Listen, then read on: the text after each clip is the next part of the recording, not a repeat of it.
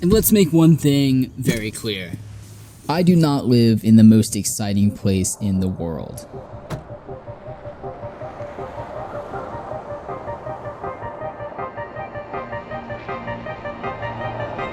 South Carolina may not have the tourism or social media presence of Hawaii or Iceland, but that doesn't mean it's not worth sharing. Today's the day. The map, zoom out effect, whatever you want to call it, breakdown, tutorial, it's happening. This has got to be the most requested video that I've ever made. The number of comments that I've gotten asking to make this video is honestly preposterous. Just the number of comments. Like, I haven't duplicated any of these, I haven't repeated any, these are all individual comments. It's ridiculous. I will clarify before we jump into this that this is more of a breakdown than a tutorial. The big reason for that is basically just that this effect took me about 7-8 hours to put together. So it's not really something that I can go start from scratch, do it again, and show you exactly the process to recreate it. But I am going to go through frame by frame, show you pretty much everything that went into this, and kind of just break down the entire effect into all the little details and how I put it together. So the first part of this effect is made out of 3 drone shots. Basically, I started directly above me, got that drone shot,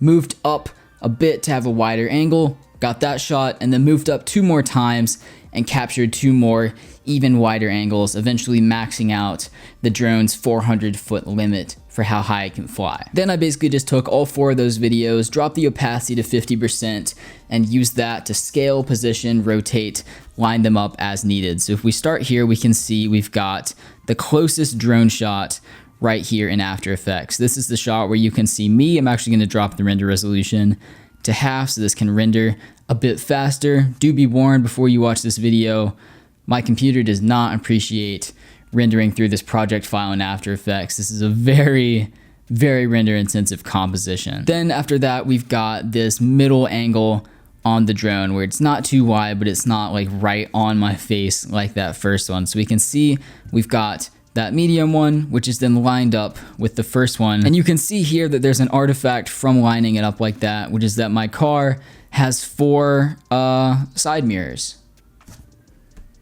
Maybe it's a good design that car manufacturers should be paying more attention to. I don't know. Then after that, it just keeps going. We've got the 3rd drone shot right here. And finally, the final super wide drone shot after that. And you can see this 4th drone shot looks a little bit weird. And that's because, I hate to break it to you, but the effect that you see in the video is even more fake than just visual effects, because I actually covered up my location. Obviously, I didn't want to dox myself by showing you exactly where I live on a map. So what I did was I took the first Google Earth screenshot right here.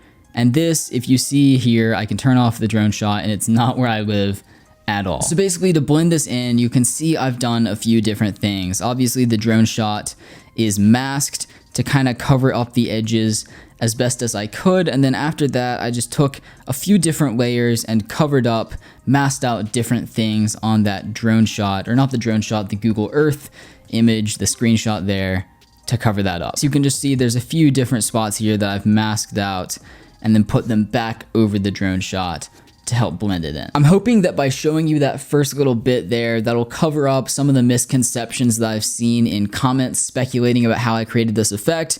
The first of which is that the drone is moving up. You can see here the drone doesn't move at all because I was going for a zoom out effect.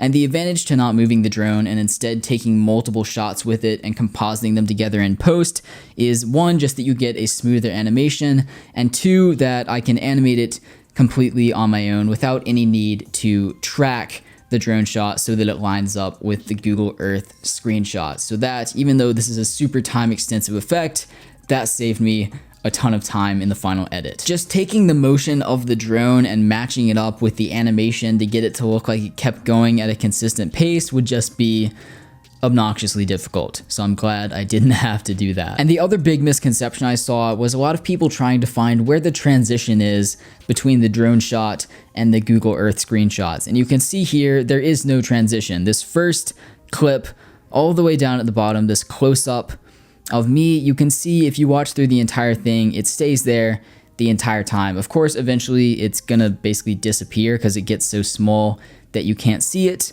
but there's no point where there's like a fade or a luma fade to go between the drone shot and the Google Earth screenshots. It's all there the entire time, completely composited together into one image. As for the screenshots, I basically just went on Google Maps and I would take a screenshot of this location, zoom out a bit, take another, and just kept going until I had about 10 images, I believe, in total. Then what I did was basically just composite those together in the exact same way that I did with the drone shots. If we keep going here, you can see I would basically just drop the opacity to 50% and use that to line these up. And since there's screenshots that are all taken from the same angle and zoomed in instead of the camera actually moving, this ended up being a good bit easier than lining up the drone shots and trying to not have any seams there. So basically, if we keep going, you can see we end up at a wider spot here. And then after that, there's yet another screenshot composited in, and it basically just keeps going until we get to the entire state of South Carolina. And every single one of these layers is basically just lined up like that and then parented to the same layer. So if I scale or change the position of that one layer, it changes all of them. And that's basically the backbone of the entire animation. At a certain point, we get to this part of the video where it transitions from those screenshots to the actual map on my phone in my car. And the way I did that was basically just the exact same thing once again, taking those images and lining them up by dropping the opacity down. And I've got this kind of interesting animation here to take it from the screenshots to the kind of white map where it shows you the different roads.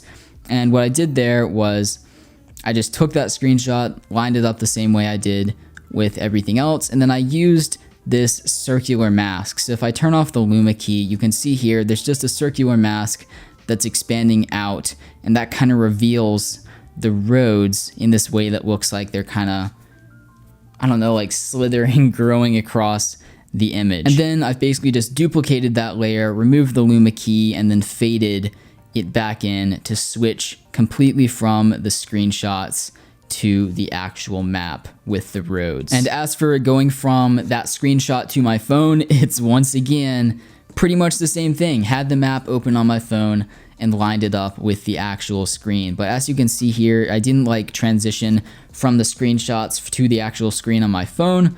What I did was instead, if I turn off all these effects here, basically what I did was mask out all of the parts of the phone screen that I wanted to keep and then composited the screenshots behind that so that I would just have a clearer image on the phone screen since it is zoomed in so much on the phone at the start here. And then I just color corrected it to match a little bit so that the whites would match because my phone kind of had that yellow color to the screen because of the white balance and the lighting, the brightness on my screen, etc. And the final thing I did to bring in that phone animation was animate in this little red marker to pop up. And I basically just animated the scale, used some keyframe interpolation to bring that in. If you are daring enough to try this effect out for yourself, you're going to end up with a crazy animation where it scales out very slowly at the beginning and then speeds up and ends up super fast at the end. But the one thing you can do to super easily fix that is just go to the layer where the animation is. I believe it's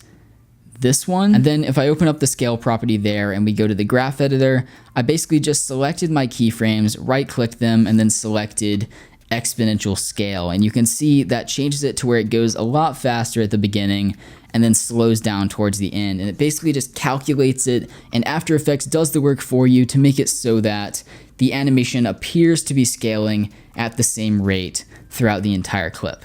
Pretty cool effect. And that is the bulk of the animation behind the effect, but there's also plenty of things I did after that to kind of just smooth it out and make it look more realistic. So for example, if you see here, we can go to the spot where it's kind of the seam between the drone shot and the Google Earth screenshots. You can see I've just added a color correction adjustment layer over the entire Google Earth section to match the color of the grass to the color that's present in the drone shot. Another thing I saw that a few people had noticed in the comments section on the original video was that there's a truck passing on the road, and that road isn't part of the drone shot, it's part of that Google Earth screenshot. And basically I just masked out this car right here and this truck and then animated them to move as the camera is going up. Then finally, I just added some motion blur, enabled that for the layers. That's absolutely essential for having a realistic effect. And I just pre-composed the entire thing and used the wiggle expression in After Effects to make the position a little bit randomized and add a bit of camera shake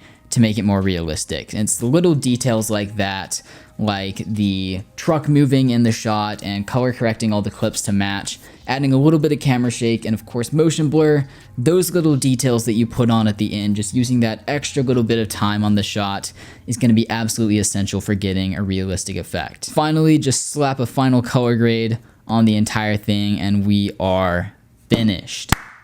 You think I'm clapping because we're done, and that's exciting, but no, I just forgot to line up the audio earlier, so I'm doing it now.